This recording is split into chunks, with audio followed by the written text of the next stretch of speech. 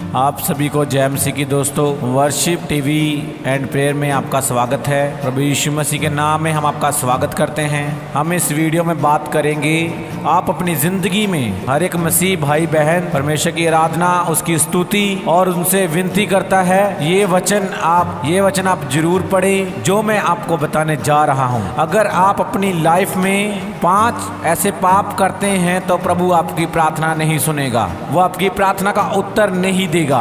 हम आपको ये बताने और समझाने की कोशिश करेंगे कि परमेश्वर का उद्देश्य क्या है, प्रभु हमें क्या सिखाना चाहता है। हमारा पहला पॉइंट होगा, जिस बंदे ने अभी तक मेरे चैनल को सब्सक्राइब नहीं किया, पहले वो मेरे चैनल को सब्सक्राइब कर ले। ऐसे ही वीडियो देखने के लिए और समझने के लिए और सीखने के लिए वचन को, परमेश्वर के इस चैनल को सब्सक्राइब कर लें। फर्स्ट हमारा जो पहला पॉइंट होगा, परमेश्वर की खोज करना। अगर आप परमेश्वर के राज्य की खोज नहीं करते हैं, परमेश्वर आपकी प्रार्थना का उत्तर क्यों देगा? वो आपकी प्रार्थना सुनेगा। ये पॉइंट आप ध्यान में रखना कि परमेश्वर की खोज करना है। इसे हम पढ़ते भी हैं मत्ती रचित अध्याय 6 उसकी 33 में यहाँ पे लिखा है, इसलिए पहले तुम उसके धर्म और राज्य की खोज करो तो ये सब वस्तुएं तुम्हें उसके पीछे पड़ के मिल जाएंगी। इसलिए पहले तुम उसके राज्य और धर्म की खोज करो तो ये सब वस्तुएं भी तुम्हें मिल जाएंगी। परमेश्वर ने कहा है, मेरे राज्य की, धर्म की खोज करो, तब मैं तुम्हारी प्रार्थनाओं का उत्तर दूंगा। जब आप प्रार्थना में मांगते हो तो वह आपको सब वस्तुएं देगा। आप सबको पता है कि परमेश्वर ने एक वचन और दिया है, वो कहता है कि मैं लिखे हुए को कभी टालूंगा नहीं। जो मैंने लिखा उसमें से एक भी बिंदु बिना कार्य किए वापस ना लौटेगा। हम चलते हैं दूसरे पॉइंट की ओर, आपके जीवन का सही उद्देश्य होना। इसे भी हम पढ़ते हैं मत्ती रचित अध्याय 6 उसकी 1 से 4 में ऐसा लिखा है, सावधान रहो, तुम मनुष्यों को दिखाने के लिए नहीं, तुम मनुष्यों को दिखाने के लिए नहीं, तुम मनुष्यों को दिखाने के लिए अपने धर्म के काम ना करो, नहीं तो अपने स्वर्गीय पिता से कुछ भी फल ना पाओगे। यहाँ पे परमेश्वर ने कहा है आपके जीवन का सही उद्देश्य होना चाहिए। आपको उसके लिए कार्य करना है, बहुत सा फल लेके आना है उसके लिए, लेकिन परमेश्वर की ओर आपका एक सही उद्देश्य होना चाहिए। चाहे आप 10 मिनट 5 मिनट प्रार्थना करें, मगर परमेश्वर से प्रार्थना करें। अब 2 में क्या लिखा है उसे पढ़ते हैं, इसलिए जब तू दान करे तो अपने आगे तुरही ना बजवा, जैसा कपटी सभाओं और गलियों में करते हैं, ताकि लोग उनकी बड़ाई करें। मैं तुमसे सच कहता हूँ कि वह अपना फल पा चुके। हमें परमेश्वर ने पहले ही बता दिया है कि अगर कोई व्यक्ति ऐसा करता है उसकी प्रार्थना का उत्तर नहीं मिलेगा। हम इसका तीसरा पढ़ते हैं, परंतु जब तू दान करे तो जो तेरा दाहिना हाथ करता है उसे तेरा बायां हाथ ना जानने पाए। परमेश्वर ने कहा है कि तू इतनी खामोशी से प्रार्थना करो, विनती करो और मेरे वचन पर ध्यान करो और विश्वास करो, और मैं तुम्हारी प्रार्थनाओं को सुनूंगा और आपको जवाब भी दूंगा। अगर आप अपनी लाइफ में ऐसा नहीं करते हैं तो परमेश्वर आपकी प्रार्थना का जवाब नहीं देता, वो आपको उत्तर नहीं देगा। इसकी 4 पढ़ते हैं तो ऐसा लिखा है, ताकि तेरा दान गुप्त रहे और तब मेरा पिता जो गुप्त में देखता है तुझे प्रतिफल देगा। सब बोले आमीन। परमेश्वर ने यहाँ पे कहा है कि जो आपका दान है वह गुप्त रहे, और जो पिता आपका गुप्त में देखता है आपको, वो आपको बहुत सा फल देगा। जो आप प्रार्थना कर रहे हो उसका आपको उत्तर देगा, हमें आशीष देगा। कब देगा? जब हम गुप्त में दान देते हैं। किसी के सामने अपनी बड़ाई करवाने के लिए अगर हम दान देते हैं तो वो फल के लायक नहीं होता। परमेश्वर ने कहा गुप्त में दे तो मैं तुझे प्रतिफल दूंगा। जो मैं तुझे गुप्त में देख रहा हूँ कि तू क्या दे रहा है, वो आपको उसका प्रतिफल देगा। आइए लेते हैं हमारा जो तीसरा पॉइंट है यहाँ पे, वो ऐसा है, दूसरों को माफ़ करना। अगर आप ये अपनी लाइफ में नहीं करते हैं, आपकी प्रार्थना का उत्तर नहीं आता है। जब आप दूसरे के पापों को माफ़ कर देते हैं तो परमेश्वर आपके पापों को भी नहीं रख छोड़ेगा, वो आपके पापों को भी माफ़ करेगा और आपकी प्रार्थनाओं का भी उत्तर देगा।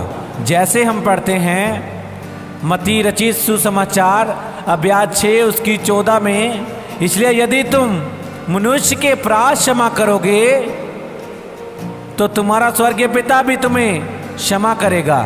जैसे हम 15 में इसकी पढ़ते हैं तो ऐसा लिखा है, और यदि तुम मनुष्यों के अपराध क्षमा ना करोगे तो तुम्हारा पिता भी तुम्हारे अपराध क्षमा ना करेगा। जैसे हम देखते हैं चौथा पॉइंट हमारा होगा चिंता ना करना। प्रभु ने कहा है कि चिंता ना करना। अपनी लाइफ में कितनी भी तकलीफ आए, मुसीबत आए, इंसान के जीवन में दुख और तकलीफ आता है, मगर तुम चिंता ना करना, क्योंकि परमेश्वर ने अपने बेटे को इसीलिए भेजा है कि आपकी चिंताओं को वो अपने ऊपर ले ले। क्योंकि ऐसा लिखा है कि तू अपना भार मुझ पे डाल दे और मेरा भार तू ले ले, क्योंकि ये हल्का है।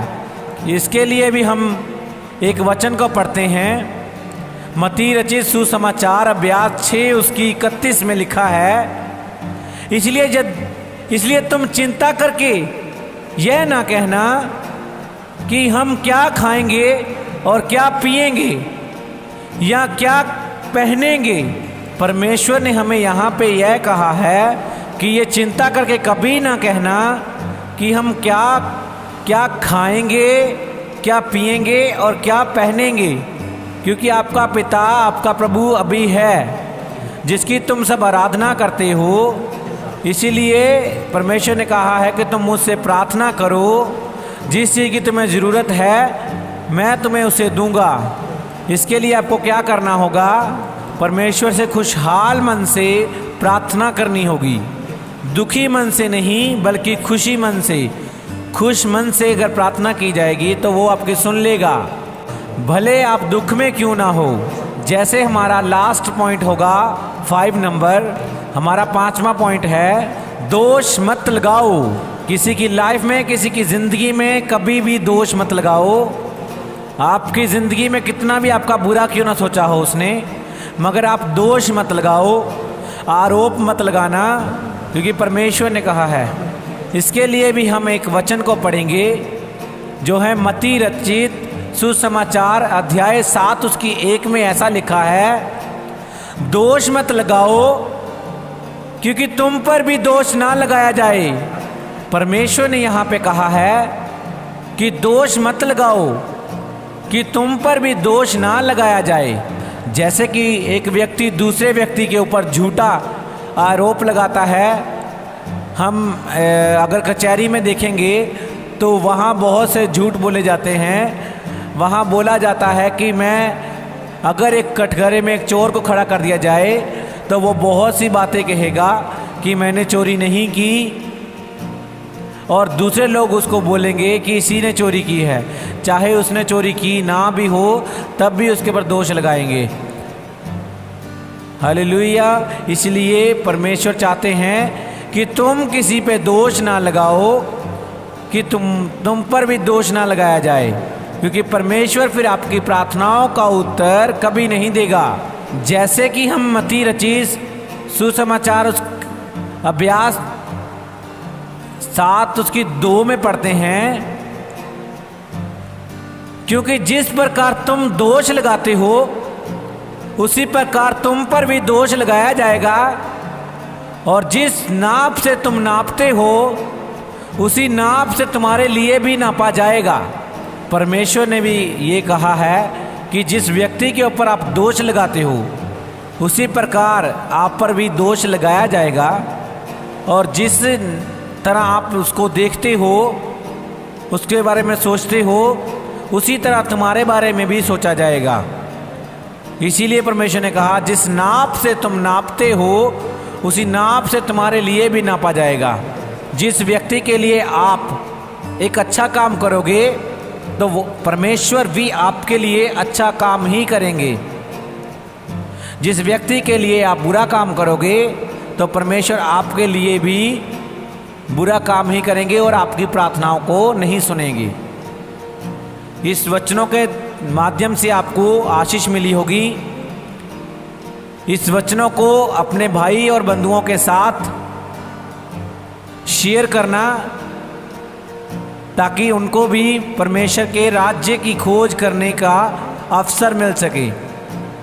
क्योंकि सुसमाचार केवल आपके लिए नहीं बल्कि सभी के लिए है। जितना आप फैलाते हो उतना ही परमेश्वर आपको आशीष देता है। ये सुसमाचार है और इसे फैलाओ यीशु मसीह के नाम में। मैं आप सबको आशीष देता हूँ, प्रभु यीशु के नाम में आशीषित घोषित करता हूँ।